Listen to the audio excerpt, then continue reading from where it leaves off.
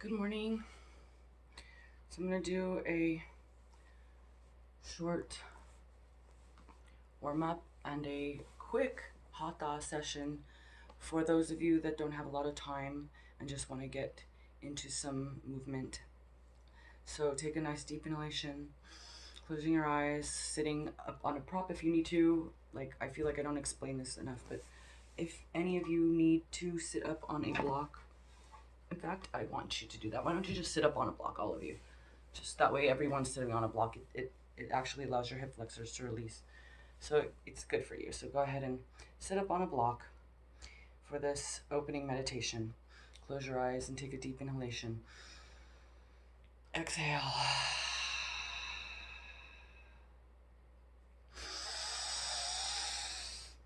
Exhaling with the closed mouth this time. Feeling yourself ground to the earth as you exhale, grounding yourself deeper into the earth and lifting up, feeling uplifted, lifting your ribs off of your pelvis, and exhale.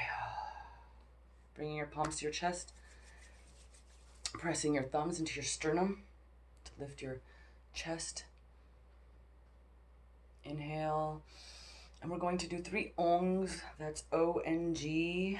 And if I haven't explained this, I will explain a little briefly. Pressing the tongue on the upper palate to release the fluids in your pituitary gland in the center of your brain. So you are actually releasing hormones, allowing your gland to rejuvenate these hormones and these juices, and allowing your third eye to grow. So by pressing the tongue on the upper palate, you're actually decalcifying, defluoriding everything, clearing any deposits that have collected on your pituitary gland in the center of your brain. So it's rather important exercise, actually. I really love onging. I don't know why we haven't incorporated it more. So instead of om, you do an ong, O-N-G, and you press the tongue on the upper palate at the G, and you feel the vibration of that you're creating in the ong vibrate into the center of your brain, okay? And that will help the decalcification and awaken this gland with the press, okay? So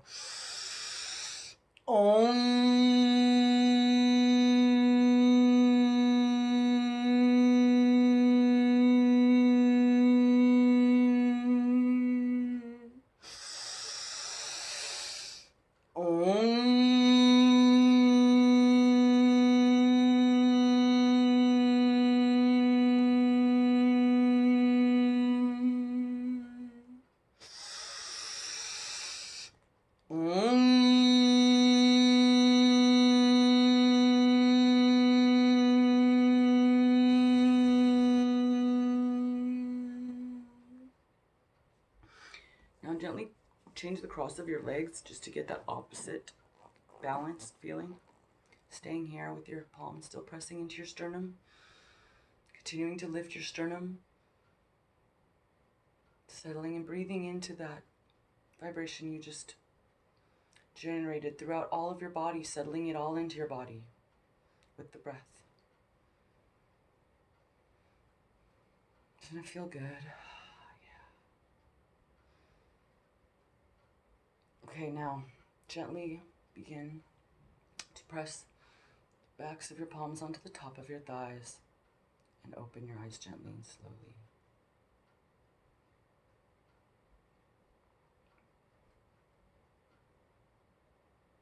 I don't know if I did my opening meditation. I don't think I did, but the onging was enough for now. Okay, so you can always mix things up and do them differently, right? There's nothing wrong with that. There's no standard set way to do anything in yoga. So don't let anyone tell you that. There's only things that help you prevent injury. But doing which side first and all that can always be mixed up. So come onto your hands and knees. And we're going to do a gentle cat-cow just to awaken our spines. So really open your fingers wide, pressing them into the mat, rotating your thumbs slightly outwards so that you're getting that external rotation of the shoulders. Okay, and so just bowing your chest towards the earth to lift your head and your hips. And as you exhale, do the opposite. So you're lifting your chest towards the ceiling and bowing your forehead, your chin towards your chest, rotating your pelvis inward, and exhale as you lift your head, rotating your pelvis, and keep this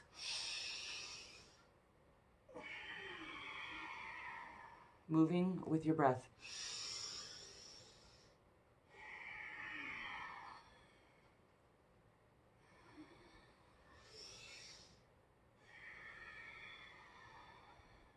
Your first moving meditation of the day.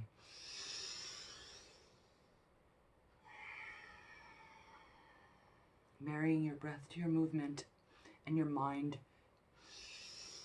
So your mind, your body, and your breath are all doing the same thing together. And that is a meditation. Okay, so now we're going to come into our first downward facing dog. So tuck your toes to lift your hips and press your palms firmly as you press up into downward facing dog. Lifting your hips and keeping a slight bend in your knees. Inhaling into that opening in your chest.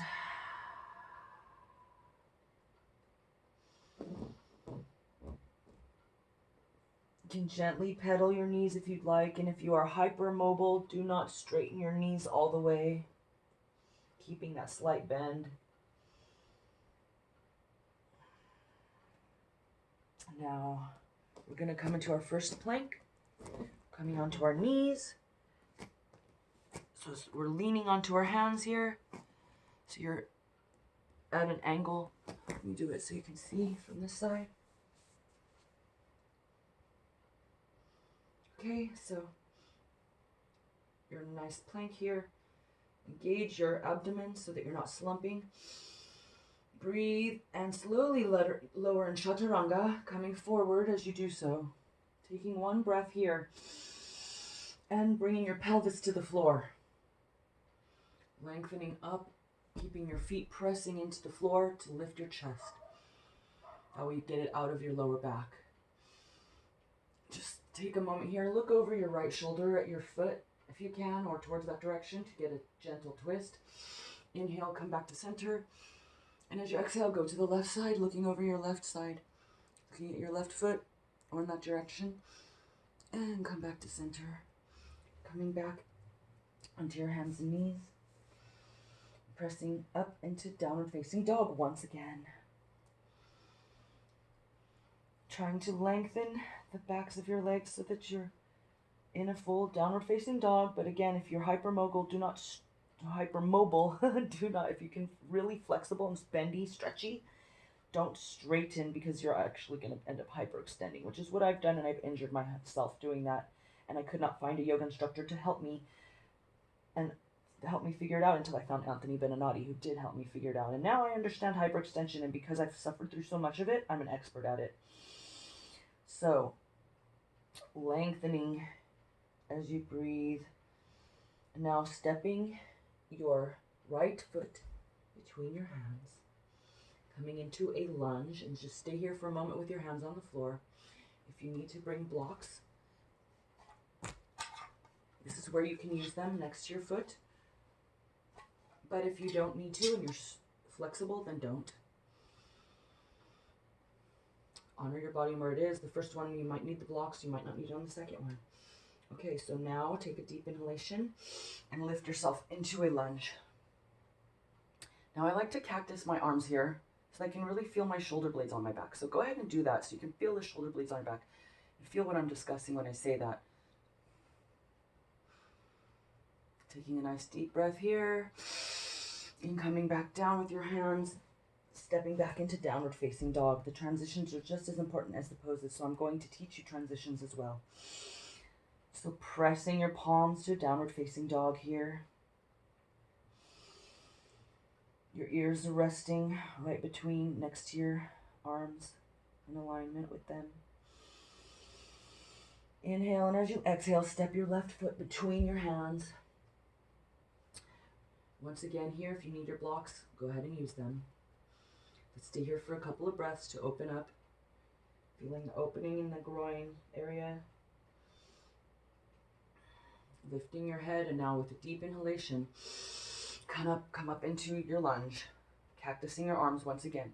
Now I have a tendency to dump in my lower back. You see how I'm doing that right here? So I need to lift up out of it. And then that's because my quads are tight. So I take it out in my lower back, just like the hamstrings, but the opposite, right? So this is something I like to point out and work on, keeping my arms cactused. As I inhale, bring my palms to the floor and step back into downward facing dog once again. Pressing my palms to lift my hips in the air. Softening in the jaw, breathing. Softening in the neck. Remember, your ears are next to your arms. And on the next exhalation, step your right foot between your hands once again.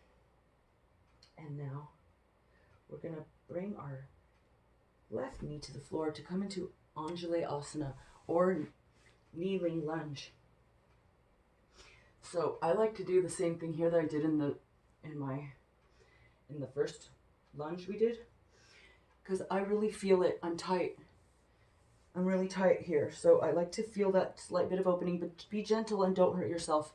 This is supported because you're on the floor, but you still need to be very mindful of this back groin area. So just let it open gently. Don't try to force it. Just being in this position is enough. So in kneeling lunge, we're actually kneeling over our shins here. Unlike the other poses, we will never want to do this with a weight-bearing pose. But this is really good for I've worn a lot of high heels, so this is really good to open the back calf for my high heel leg issues. Okay, and so keeping that kneeling lunge, coming up out of it, keeping your arms cactused, and again, making sure you're not dumping in that lower back, engaging in the front body, lifting up. And now let's take our arms up overhead, looking up between your palms for a couple of breaths here. Just breathe here for 2 breaths. And now down, stepping back by bringing your foot onto the floor and stepping back into downward facing dog. Good. Now continuing to press your arms into the floor, allowing your chin and your jaw and your neck to relax here. A couple of breaths. And the next exhalation, step your left foot between your hands and lower that knee. Again, allowing your groins to feel that opening and this stretch for a second. I really like this. It's just my personal favorite because I have really tight quads, as I've explained before. A lot of people are tighter in the hamstrings. I'm tighter in the front body, which makes back bending harder for me. But forward folds I'm excellent at. That's why I hyperextend in them. So now let's come up into Anjali Asana. So remember, this shin is going at an angle beyond the foot. Okay? That's how you get that nice opening. Okay, so just take a nice deep breath. Remember to engage your front body, cactusing your arms, gentle in the neck as you look up. Taking 2 nice deep breaths here.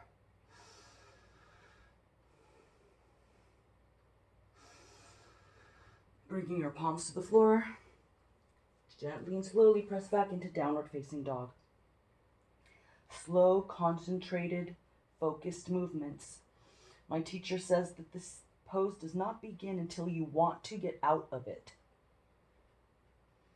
Most classes don't teach it long enough for you to even feel that. At least not for me.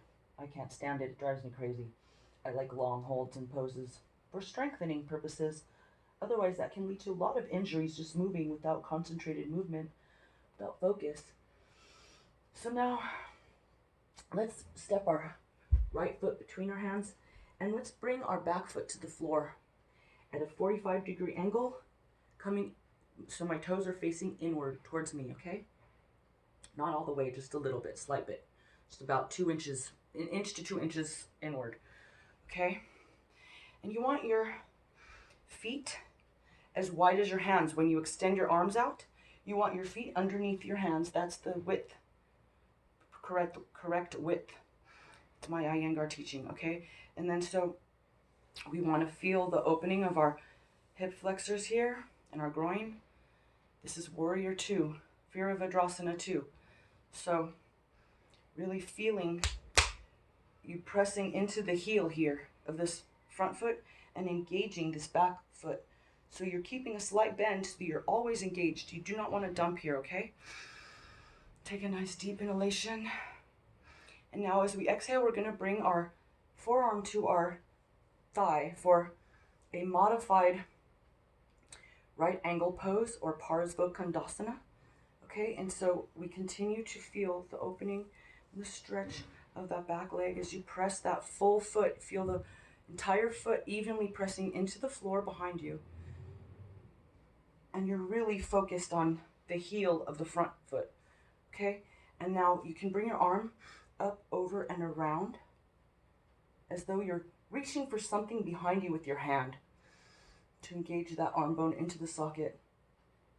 And now if you want to take it deeper, you can bring a block, or you can just go straight down, keeping that top arm straight as though you're reaching for something behind you. You're feeling the shoulder blade on the arm on the floor, your right arm, so that you're not hurting your shoulder, but you're continuing to strengthen and engage, softening in the neck. Breathe and bring your arm down to the floor next to you to push back, moving your right leg behind you slowly, gently, bringing it into downward facing dog.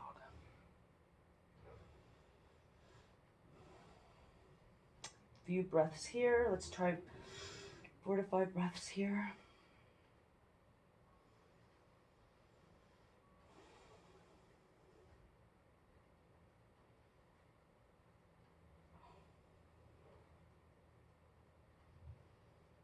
On the next inhalation, exhale and bring your left foot between your hands. Okay, great. Now bring your right foot to the floor, again at a 45-degree angle so that your toes are just slightly coming inward, pointing inwards. Okay? I'm going to turn around so I'm facing you.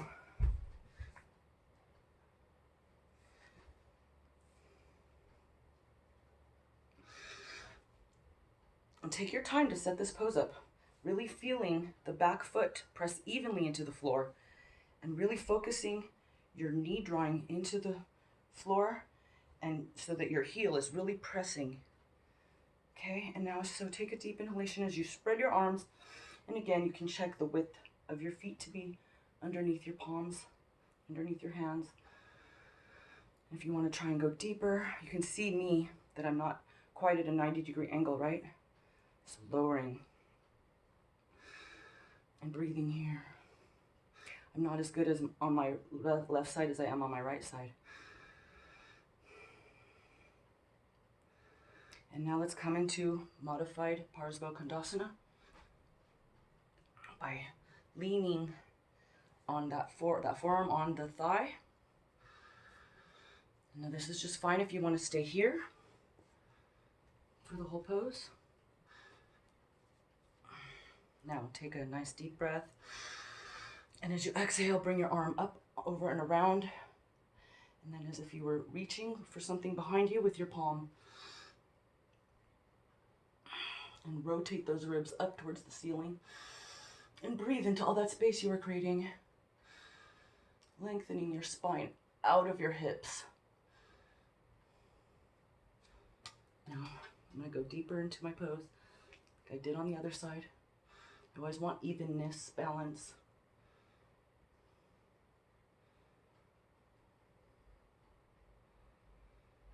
Take a nice deep inhalation. And exhale as you bring your palm to the floor.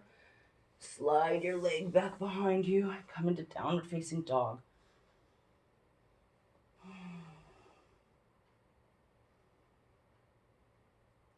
I love standing poses. We're going to do one last standing pose. It's my favorite. Okay, so we're going to come into wide leg pose. In Iyengar, we would do this by jumping. Let's do it. So stand in Tadasana. Let me teach you some classic Iyengar. Stand in Tadasana. Lifting your chest. Bring your palms to your chest. And with an exhalation, you're going to jump your legs wide apart, as wide as they'll go. Exhale, bend your knees and jump. Good. If you can't jump, then step. Wherever you are, honor your body. Just wanted to teach you how Iyengar does it. Okay. May you rest in peace. Okay, so now you're wide-legged. My favorite pose is to bring your knees inward so that you're in a squat.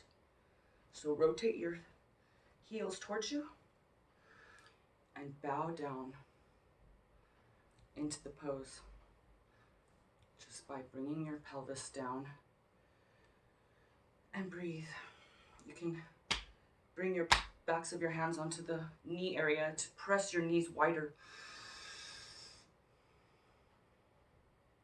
Breathe here for a few breaths. If you want to take it further, you can bring your arms up.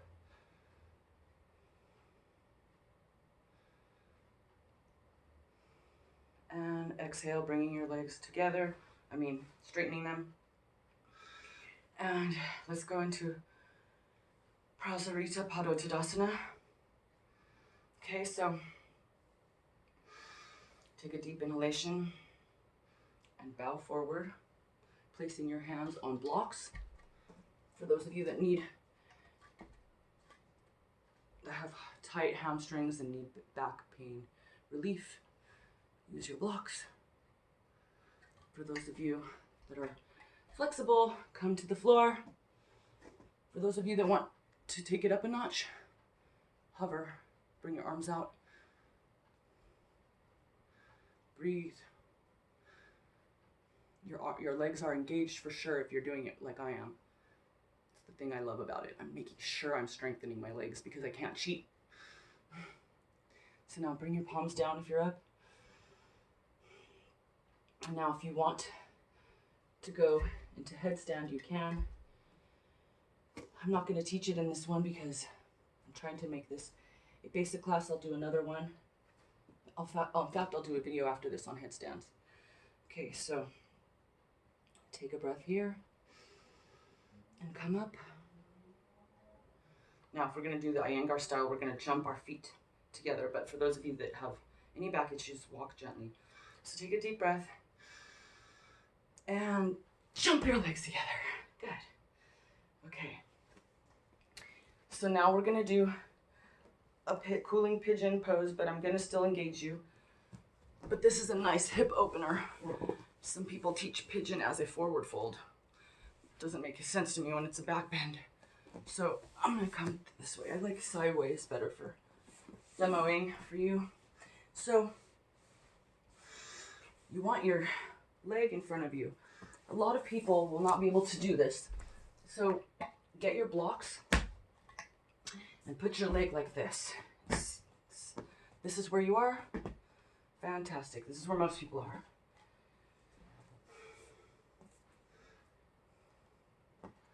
So sitting here and feeling you're definitely engaged. If you don't need the blocks, don't use them. Maybe you can try for a second without them. And then, so you slowly begin to develop that strength. If you want to try and go deeper into it, so if you're lowering, you want to make sure that your hips are level, that you're not like this. You don't want one hip splayed out. That's bad. This is my hip coming out of the socket. It's going to cause injury. That's why dancers have so many injuries in their hips, okay? So let's prevent that by keeping our hips level, even if it seems like you're not doing all that you could. Like I said, flexibility without strength is injury. I am living proof of that. So, I'd rather have you be strong. I don't care that you're over flexible. It's not going to do you any good to be super flexible. What good does that do you? Showing off so you injure yourself? I have a friend that does splits whenever we go to parties, and every time he does it to show off, I say, one day you're not going to be able to do that anymore, and you're going to need hip surgery. And he's like, I know. I just don't understand how someone could be okay with that. So put your hands on the floor and swing your leg behind you to come into a downward facing dog once again. Transitioning in pigeon is fun. It's not that hard to do. I have a friend that didn't understand how to do it in class, and I'm like, it's easy. So you just bring your leg down in front of you. If you leave your blocks, you bring them.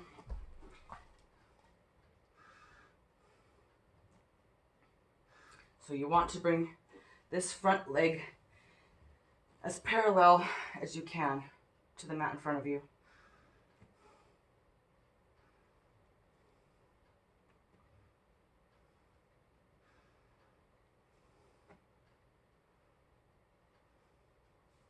If you're super into it, you can do the back bend. I didn't do it on the other side, so.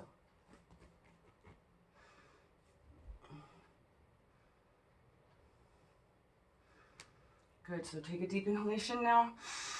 Bring your palms to the floor. And now this is where you can ground your back foot and use your muscles to bring your foot back behind you into downward facing dog again. Teaching you guys how to gracefully transition. I think that's important.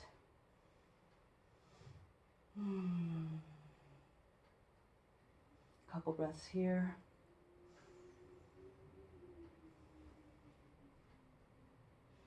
And now we're going to do just a gentle and soft Shavasana to settle our nerves. It's very important. Don't end practice without at least 1 minute of it to settle your nerves. Okay, so lengthen your legs out in front of you. Lay down. And as you lay down, the only thing that should be touching the surface of your mat should be the back of your shoulder blades and your pelvis and your feet, your legs. But from your back body, your back shouldn't be touching. Your spine should actually be, I like to think of it as a rainbow.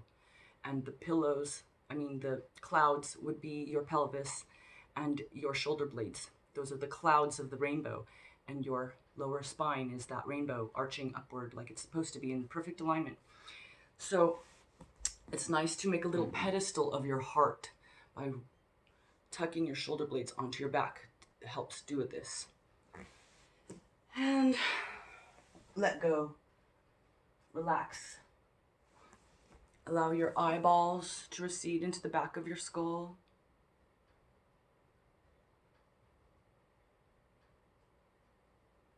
Soften. Allow the tongue to recede into the back of the throat. Soften your face. Soften your heart. Let go.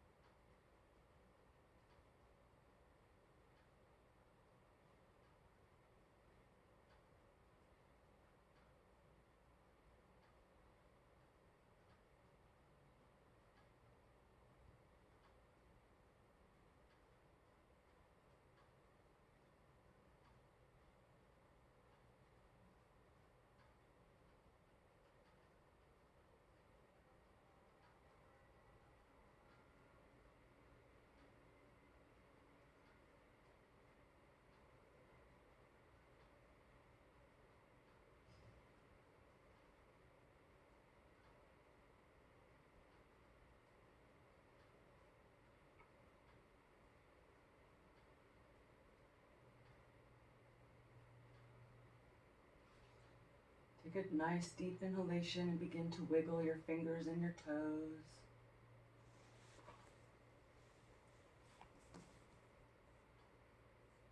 Take another inhalation and begin to roll over onto the right side of your body, bending your knees. Using your left hand on the floor. With an exhalation, slowly push yourself up to a comfortable seated position with your eyes continuing to be closed.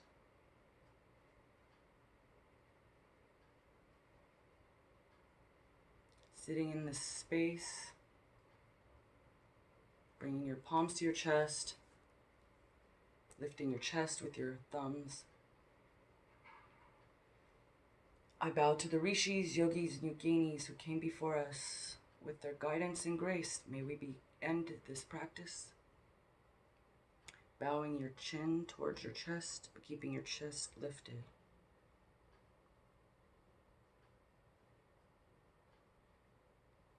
Namaste.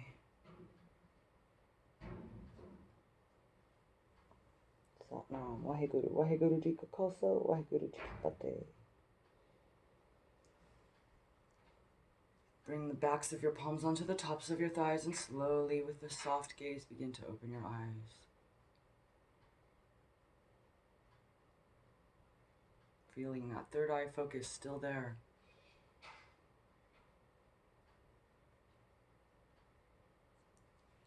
Satnam.